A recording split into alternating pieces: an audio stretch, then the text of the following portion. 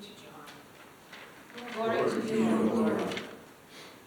Jesus said, I am the good shepherd. The good shepherd lays down his life for the sheep.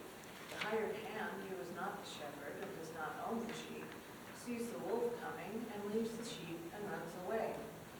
And the wolf snatches them and scatters them. The hired hand runs away because a hired hand does not care for the sheep. I am the good shepherd.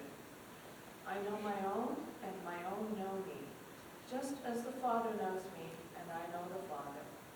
And I lay down my life for the sheep. I have other sheep that do not belong to this fold.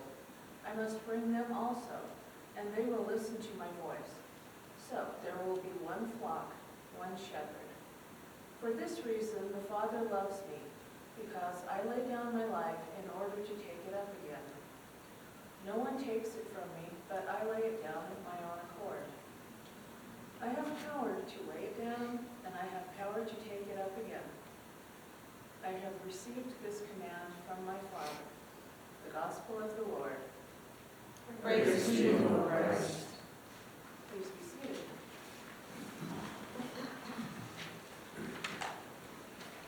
Today is Good Shepherd Sunday. Both the psalm and the gospel reading focus on the way a shepherd is willing to go to great lengths to care for and ensure the safety of every member of the flock. To borrow a phrase from the Marines, we leave no one behind. Although artists have tended to depict the image of the Good Shepherd with lovely pastoral scenes of sunny green fields, in truth, being a shepherd was and is a difficult, dirty, sometimes dangerous occupation. In the time of Jesus, shepherds would stay out in the field with their sheep to protect them from predators and thieves, to guide them to the best sources of food and water, and to make sure they did not wander into danger.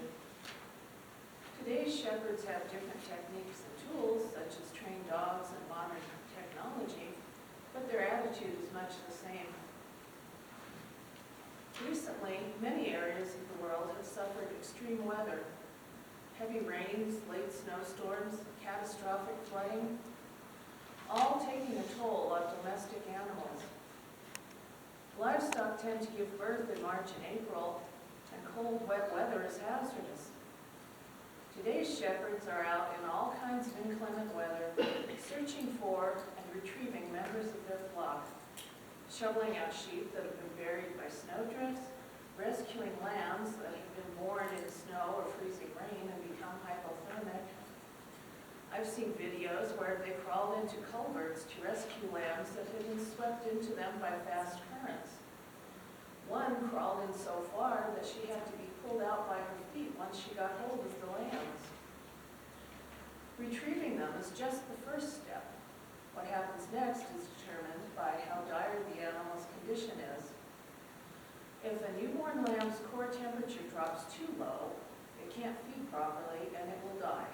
So it's important to warm it up ASAP. It may be as simple as bringing the lambs and their mothers into a warm, dry shed. Sometimes they might be placed in a warm bath for a bit, then wrapped in towels and blankets and given a warm bottle before being returned to the mother. In extreme cases, pop them into the plate warming chamber of the oven for 10 minutes with the door open, before wrapping them in a nice warm blanket. Some cynics may scoff at the idea of going to all that trouble and inconvenience for what they consider to be just a dumb animal. But to the shepherd, every life has value, and they will do everything they can to preserve it. Sometimes their efforts are not successful, and they experience the heartbreak of loss. At other times, against all odds, a lamb that seemed almost dead will miraculously perk up after being warmed and fed, resulting in great joy. While it's easy to sentimentalize the beloved shepherding images of today's readings, they emerge from an economic reality. For ancient Israelites, sheep were their life force. They provided wool, milk, meat, and currency. Sheep symbolized every divine blessing and demonstrated the interconnectedness of all creation. Still today, we humans, as part of creation, depend on other animals and the land for our livelihood, just as we depend on the other members of our flock, our human siblings, to guide us and care for us. Sheep stick together in a herd because there is safety in numbers, and they know that they are stronger together. On this day before Earth Day, this image of the sheep and shepherd challenges our modern individualism and inspires recognition of ecological interconnectedness, of humanity together with the animals, the land, each other, and God. We all need each other. A non-Christian friend once asked me if I could explain the 23rd Psalm, as it made no sense to him. The writers of the Psalms and Jesus and his followers lived in an agrarian society, so the analogy of sheep and shepherds would make sense to them. Likewise to those of us raised in Wyoming, where sheep ranching is a major component of the economy. However, it's perfectly understandable that these analogies would baffle someone raised in 20th century Detroit. For urban dwellers, think of the shepherd as a parent. A good parent will guide their children to safety, making sure that they have adequate food, water, and shelter.